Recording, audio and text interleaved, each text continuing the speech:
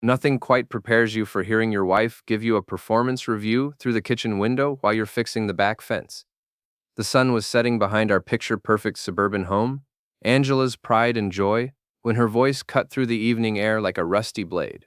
My ex was better in bed than you'll ever be. I still think about him. Oh, I froze, hammer halfway to the nail. Well, nothing like a public performance review to end a Tuesday. The neighbors' blinds were already twitching. Mrs. Patterson next door had her ear practically pressed against her window screen. Angela was on the phone, pacing our pristine kitchen like a caged animal in designer heels. 15 years of marriage, and I'd never heard that particular tone before. Cold, calculating, cruel. It was the voice of someone who thought they were alone. "Nick's so pathetic," she continued, oblivious to my presence just outside. "He thinks working construction makes him some kind of man. Brad, you're twice the provider he'll ever be." Brad, I knew that name. Angela's subordinate at the security firm where she worked as a manager. Young guy, maybe 28, drove a flashy red Camaro that he parked in our driveway sometimes when he needed to discuss work projects with my wife. I set down my hammer and listened to my marriage implode in real time. "I can't stand the way he touches me anymore," Angela's voice drifted out. "When we're done with this charade, I'm taking him for everything he's worth. The house, his truck, his precious retirement fund. Monica says I can claim emotional abuse, maybe even get a restraining order." Monica, Angela's best friend since college. The woman who'd sat at our dinner table countless times, smiled at me, asked about my work. Apparently, she'd been coaching my wife on how to destroy me. I pulled out my phone and started recording. "Brad, honey, just be patient a little longer. Once I get rid of Nick, we can be together openly. You won't have to sneak around anymore." The call ended, and I heard Angela's heels clicking toward the front door.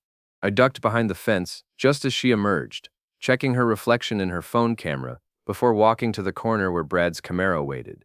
They embraced like lovers in a movie. His hands roamed her body with the confidence of familiarity. She threw her head back and laughed at something he whispered in her ear. A genuine laugh I hadn't heard from her in years. I watched my wife of 15 years climb into another man's car and drive away into the night. The smart thing would have been to confront her immediately. The emotional thing would have been to break down crying. Instead, I did something that surprised even me. I smiled. Because Angela had made one crucial mistake in her little performance. She'd underestimated exactly how smart her pathetic construction worker husband really was. I walked back into our house and poured myself a beer.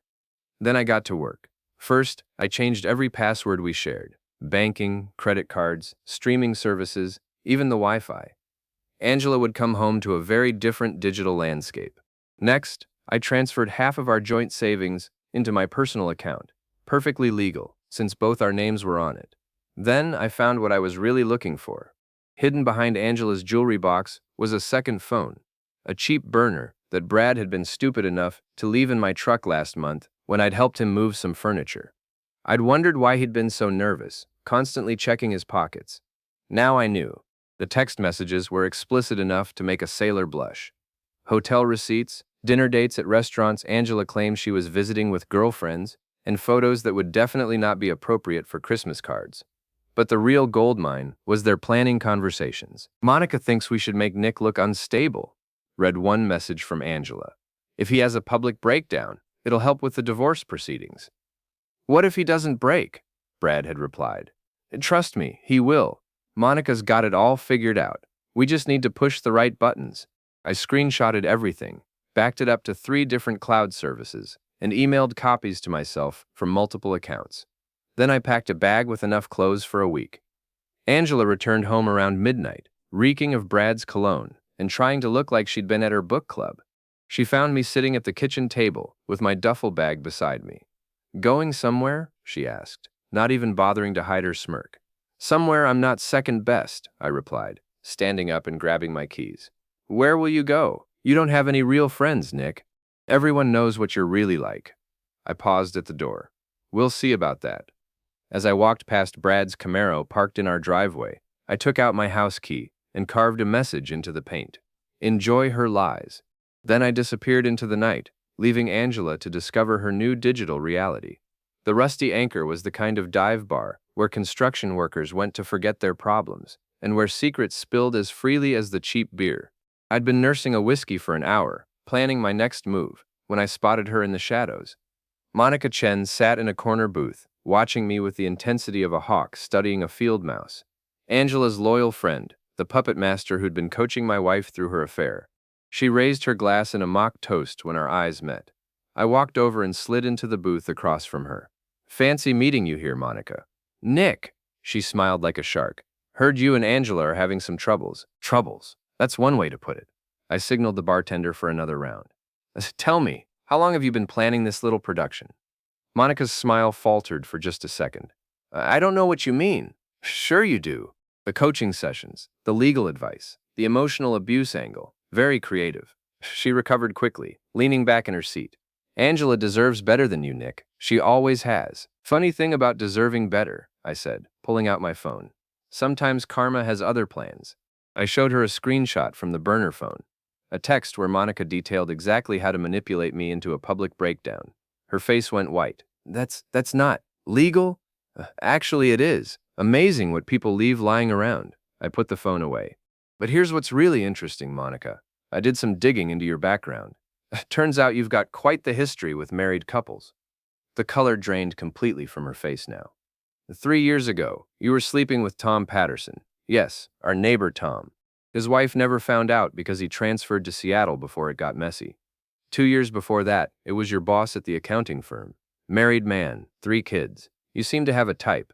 You're lying. Am I? Because I've got photos, Monica. Lots of photos.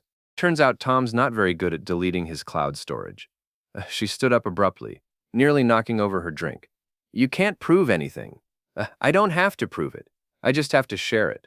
Small town, big mouths. You know how it works. Monica fled the bar like her heels were on fire. I finished my whiskey and smiled. Round 1 to me. The next morning, I drove to my job site, a new office complex downtown. My crew was already hard at work, but I could feel the tension immediately. Conversations stopped when I approached. Eyes avoided mine. Morning, guys, I called out cheerfully. My foreman, Pete Rodriguez, walked over with an uncomfortable expression. Nick, we need to talk. We stepped away from the crew. Pete had been my friend for 8 years, but today he looked like he'd rather be anywhere else. Look, man, I don't know what's going on with you and Angela, but some of the guys are saying what? That you've been difficult at home, aggressive. Angela's been talking to some of their wives. I felt my jaw clench. And you believe that? I don't know what to believe, Nick. But maybe you should take some time off. Let things cool down. Time off? I nodded slowly. Right, because I'm the problem here. I'm just trying to help, man. No, Pete. You're trying to cover your ass. There's a difference. I walked away before I said something I'd regret. But as I reached my truck, I heard footsteps behind me. Nick, wait up. I turned to see Deshaun Williams jogging toward me. Deshaun was the youngest guy on our crew, barely 25, but he had more integrity than men twice his age. He was also the only black guy on a mostly white construction crew, which meant he knew something about being judged unfairly. This is bullshit, he said without preamble. I've worked with you for 3 years. You're not aggressive. You're not difficult. You're the guy who covered my shifts when my mom was in the hospital. Thanks, Deshaun. But it doesn't matter what you think. The damage is done. Maybe, but I'm not buying whatever story your wife's selling, and neither should Pete. For the first time in days, I felt something other than anger, gratitude. I appreciate that, really, but this is going to get worse before it gets better. Deshaun grinned. Good thing I like a good fight. That afternoon, Angela and Brad showed up at the job site. They parked right in front of the construction trailer where everyone could see them. Angela wore a tight dress that left little to the imagination, and Brad had his arm around her waist like he owned her. They walked straight up to where I was reviewing blueprints with the electrical contractor.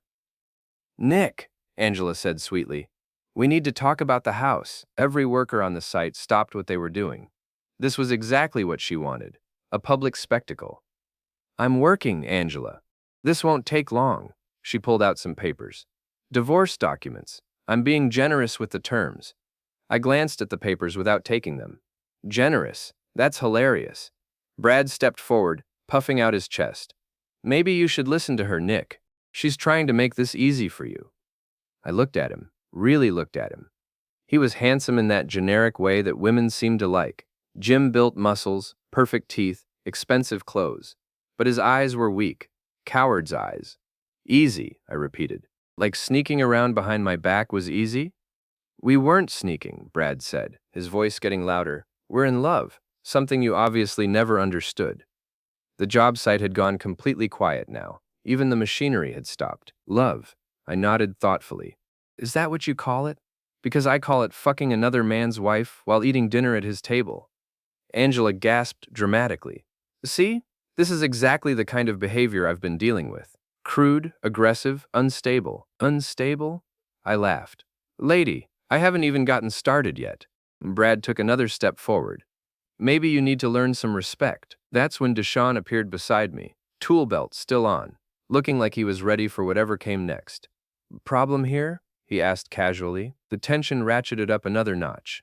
Brad looked between me and Deshaun, calculating odds he didn't like. No problem, he said finally. We were just leaving. As they walked away, Angela turned back with a triumphant smile.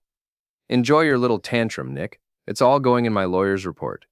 But I was smiling too, because while she'd been performing for my coworkers, I'd been recording everything on my phone.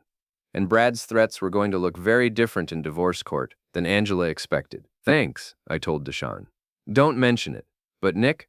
Yeah. Whatever you're planning, count me in. Angela's boss, Patricia Wells, was a shark in a business suit.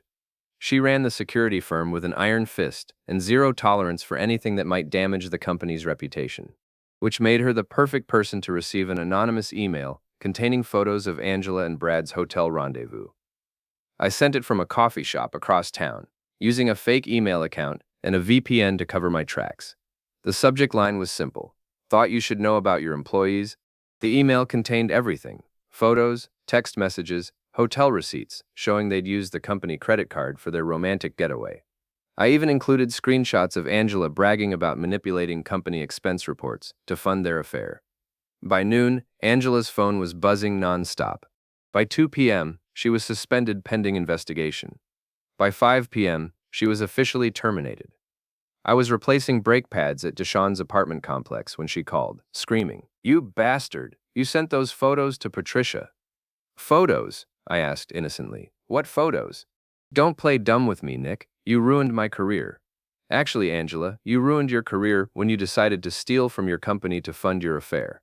I just made sure the right people found out about it. The line went quiet for a moment. Then, you have no idea what you've started. Oh, I think I do. But please, enlighten me. Monica's lawyer is filing harassment charges against you. We have witnesses who'll testify about your unstable behavior. By the time we're done, you won't be able to get a job cleaning toilets. Oh. I set down my wrench and smiled. Monica's lawyer, huh? That's interesting, because Monica's got some legal troubles of her own coming up. What are you talking about? Ask her about the photos I sent to her husband this morning. Turns out Dave Chen is very interested in knowing what his wife does during her girls' nights out. Angela hung up without another word. The next phase of my plan required a more delicate touch. Brad's used car lot was his pride and joy, a flashy operation on the wrong side of town, where he sold overpriced vehicles to people who couldn't get financing anywhere else. It was also, according to my research, built on some very questionable business practices. I spent 3 days watching the lot, learning the patterns. Brad arrived at 9, left for lunch at noon, and closed at 7. He had 2 employees, a mechanic named Jimmy and a salesman called Slick Rick, who lived up to his nickname. On Thursday night, I made my move. The security system was a joke, the kind of basic setup that looked impressive but had more holes than Swiss cheese. I'd installed similar systems myself, so I knew exactly how to disable it without triggering any alarms. I didn't vandalize anything. Instead, I did something much more effective. I left evidence. In Brad's office, I planted documents showing he'd been selling cars with rolled-back odometers. In his desk, I left receipts for parts that had been reported as new, but were actually salvaged from junkyards. In his filing cabinet, I placed records showing he'd been charging customers for extended warranties that didn't exist. All of it was real. I'd spent weeks gathering evidence of Brad's shady practices from disgruntled customers and former employees. Now I was just making sure the right people would find it. I also left a little present in his precious Camaro, a GPS tracker hidden under the dashboard. If Brad was going to keep playing games, I wanted to know where he was at all times. The anonymous tip to the Better Business Bureau and the State Attorney General's office went out Friday morning. By Friday afternoon, Brad's lot was swarming with investigators. I watched from across the street as they hauled out boxes of evidence. Brad stood in the parking lot, gesticulating wildly and shouting at anyone who would listen. But the damage was done. That evening, I was at the Rusty Anchor, celebrating with Deshawn, when my phone buzzed. Text message from an unknown number. "You think you're so smart. Meet me at Willow Lake tomorrow night. Come alone, or everyone finds out about your little breaking and entering adventure." It was obviously from Brad, but I had to admire his stupidity. Threatening me via text message while under investigation for fraud wasn't exactly brilliant strategy. I showed the message to Deshawn, who shook his head in amazement. "This guy's dumber than a box of rocks." That's what I'm counting on. Willow Lake was about 20 miles outside town, a popular spot for fishing, camping, and apparently clandestine meetings. There was an old cabin on the North Shore that had been abandoned for years. It was isolated, private, and perfect for the kind of conversation Brad wanted to have. I arrived early, parking my truck behind a cluster of pine trees where it wouldn't be visible from the main road. The cabin was exactly as I remembered: weathered wood, broken windows, and a front porch that looked ready to collapse. Brad's Camaro pulled up just after sunset. He climbed out looking like he'd been drinking, which wasn't surprising given the day he'd had. Angela emerged from the passenger side, followed by Monica. The gang was all here. I waited in the shadows as they entered the cabin, then crept close enough to hear their conversation through the broken windows. "This is all your fault," Angela was saying. "If you hadn't been so sloppy with your business, Nick never could have exposed you." "My fault." Brad's voice was slurred with alcohol and anger. "You're the one who married a psychopath." "Nick's not a psychopath," Monica interjected. "He's just smarter than we gave him credit for. We need to be more careful." "Careful?" Brad laughed bitterly. "Lady, I'm looking at losing my business, my reputation, everything. Careful isn't going to cut it anymore." "So what do you suggest?" Angela asked. "We make him disappear." The words hung in the air like a toxic cloud. I pulled out my phone and started recording. "What do you mean, disappear?" Monica's voice was nervous now. "I mean, we make sure Nick has an accident. Something permanent." "Brad, you're drunk," Angela said, but she didn't sound shocked. She sounded like she was considering it. "Am I?" "Think about it, Angela. He's already destroyed my business and your career. How long before he comes after Monica? How long before he ruins all of us?" "We could frame him for something," Monica suggested. "Plant drugs in his truck. Call in an anonymous tip." "That's not permanent enough," Brad replied. "Besides, he's too smart. He'd figure out who set him up." I'd heard enough. Time to crash their little planning session. I walked through the front door like I owned the place, phones still recording. "Evening, folks. Hope the first not interrupting anything important." All three of them spun around like they'd been shot. Brad reached for something in his jacket, but I was faster. "I wouldn't," I said calmly, "unless you want to add assault to your list of legal problems." "Nick," Angela tried to sound reasonable. "We were just planning my murder?" "Yeah, I heard. Got it all on video, too." Monica bolted for the back door, but Deshawn stepped out of the shadows to block her path. I'd texted him the location before entering the cabin, just in case things went sideways. "Going somewhere?" he asked pleasantly. Brad was sweating now, his earlier bravado evaporating like morning mist. "Look, man, we were just talking. Nobody was serious about making me disappear?" Because that sounded pretty serious to me. I held up my phone, showing them the recording. "Conspiracy to commit murder is a serious charge, Brad, even when you're too stupid to pull it off." Angela tried a different approach. "Nick, please, we can work this out. I'll drop the divorce, we can go to counseling." "Too late for that, sweetheart. You made your choice when you climbed into Brad's car. Now you get to live with the consequences." I looked around the cabin, at my cheating wife, her cowardly lover, and their scheming friend. 3 people who'd tried to destroy my life for their own selfish reasons. "Here's what's going to happen," I continued. "Angela, you're going to sign whatever divorce papers my lawyer puts in front of you. No alimony, no splitting of assets, nothing. You get to walk away with your life, which is more generous than you deserve." "You can't." "Brad, you're going to shut down your crooked car lot and leave town. I don't care where you go, but if I see you around here again, this recording goes straight to the police." Brad nodded frantically. "And Monica," I turned to Angela's former best friend, You're going to explain to everyone exactly how you manipulated this whole situation.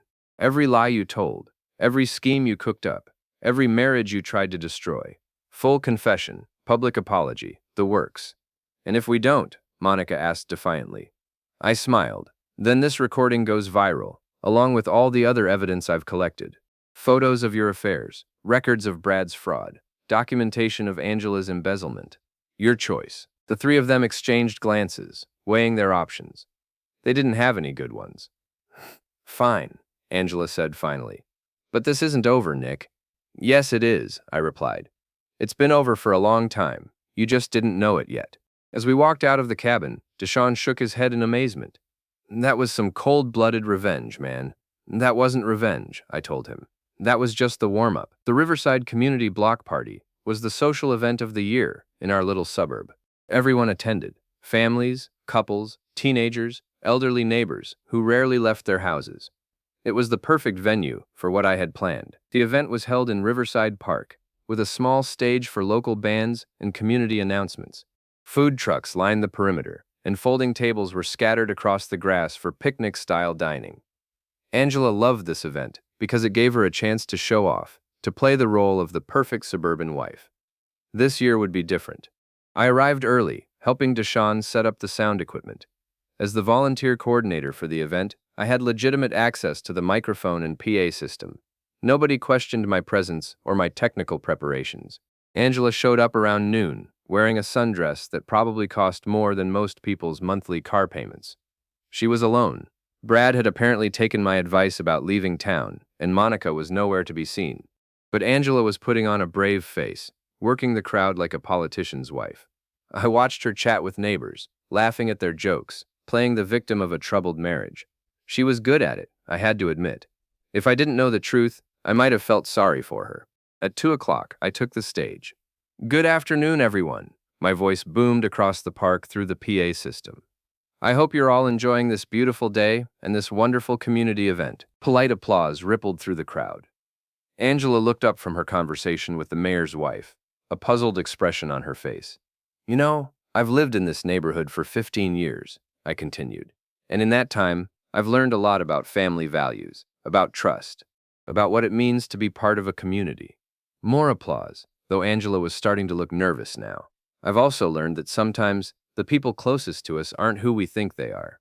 Sometimes the person sleeping in your bed is planning your destruction. Sometimes your friends are really your enemies.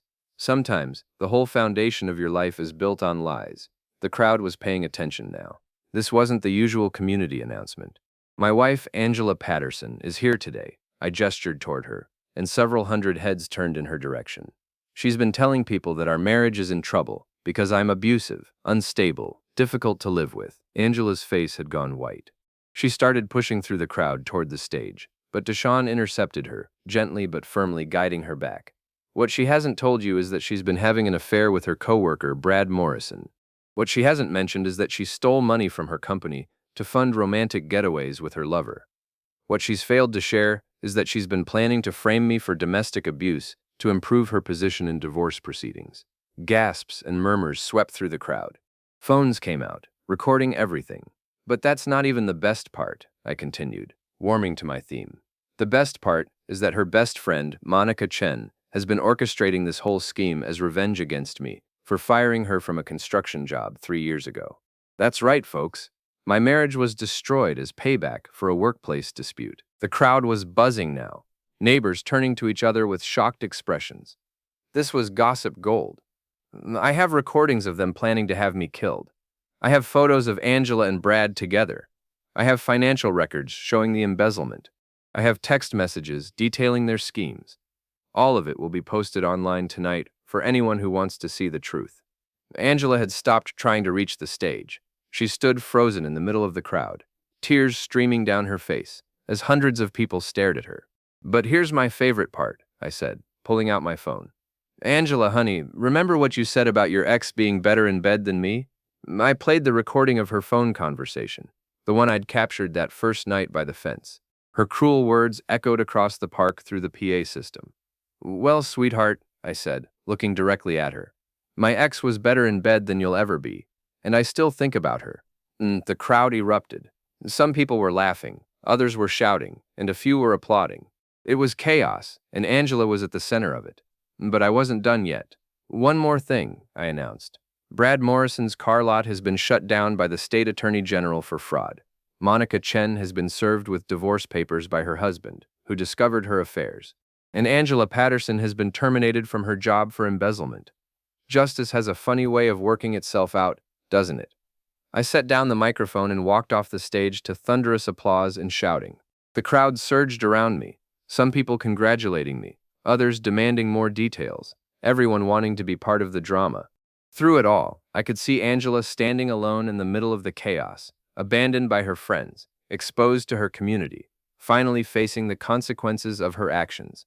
Deshaun appeared at my side, grinning from ear to ear. "That was the most savage thing I've ever seen," he said. "You just ended 3 people's lives in 10 minutes. They ended their own lives," I replied. "I just made sure everyone knew about it." As the crowd began to disperse, I noticed Angela walking toward the parking lot, her head down, her expensive dress wrinkled and stained with tears. A few people followed her, probably wanting to ask questions or express their shock, but most just watched her go. At the edge of the park, I spotted Brad's red Camaro. Apparently, he hadn't left town after all. He was leaning against the driver's door, waiting for Angela. Even from a distance, I could see the rage on his face. This was about to get interesting. Brad intercepted Angela halfway across the parking lot. Their conversation was heated, lots of gesturing and raised voices. Other people were watching too, sensing that the drama wasn't over yet. Then Brad grabbed Angela's arm, hard enough to make her wince. That's when I decided to intervene. I walked over casually, Deshaun beside me, just 2 guys taking a stroll through the parking lot. "Problem here?" I asked. Brad spun around, his face flushed with alcohol and anger. "This is your fault," he shouted. "You ruined everything." "I ruined everything?" I laughed. "Brother, you ruined everything when you decided to sleep with another man's wife. She was going to leave you anyway. We were in love." "Love?" I shook my head. "You keep using that word. I don't think it means what you think it means." Brad took a swing at me, a wild, drunken haymaker that I saw coming from a mile away. I stepped aside and let his momentum carry him past me, then grabbed his arm and twisted it behind his back. "Here's some free advice, Brad," I said calmly. "When you're already facing fraud charges, assault probably isn't the smartest move." I released him with a little shove that sent him stumbling toward his car. He caught himself against the hood, breathing hard. "This isn't over," he snarled. "Yes, it is," I replied. "It's been over since the moment you thought you could outsmart me." I pulled out my keys and walked over to his precious Camaro, the same car where I'd carved "Enjoy Her Lies" weeks ago. The paint job had been repaired, but I could still see the faint outline of the letters. "You know what your problem is, Brad?" I asked, running my key along the driver's side door. "You never learned that actions have consequences." I carved a new message into the paint. "Next time, keep your hands off another man's wife." Brad lunged toward me, but Deshaun stepped into his path, all 6 feet and 200 pounds of him. "I wouldn't," Deshaun said quietly. Brad looked between us, calculating odds he didn't like. Again. "Come on, Angela," he said finally. "We're leaving." But Angela was already walking away, her heels clicking on the asphalt as she headed toward the street. She didn't look back. Brad stood alone in the parking lot, next to his vandalized car, watching the woman he'd destroyed his life for disappear into the distance. "Guess love doesn't conquer all," I observed. As the sun set over Riverside Park, I surveyed the wreckage of my former life. My marriage was over. My wife was ruined. Her lover was facing criminal charges, and their co-conspirator was persona non grata in our community. It should have felt like victory. Instead, it felt like justice. Deshaun and I walked back toward the park, where the block party was winding down. People were packing up their folding chairs and gathering their children, but the conversations were still focused on the drama they'd witnessed. "So what now?" Deshaun asked. "Now I start over," I replied. "Clean slate, fresh beginning, no more lies. You going to stay in town?" I considered the question. "For a while. Someone needs to make sure Angela and her friends stick to their end of the bargain." We reached my truck, and I climbed into the driver's seat. Through the windshield, I could see the last few families leaving the park, their voices carrying on the evening breeze as they discussed the day's events. My phone buzzed with a text message from an unknown number. You won. Are you happy now? I recognized Angela's writing style, even in text form. I typed back. I'm satisfied. There's a difference. No response. I started the truck and drove home to the house that was now mine alone. The mortgage was in my name, the deed was in my name, and thanks to Angela's infidelity and embezzlement, she had no legal claim to any of it. The place felt different now, bigger somehow, like it had been holding its breath and could finally exhale. I walked through the rooms, remembering 15 years of marriage. But the memories didn't hurt anymore. They were just history. In the kitchen, I poured myself a beer and stood at the window where I'd first overheard Angela's betrayal.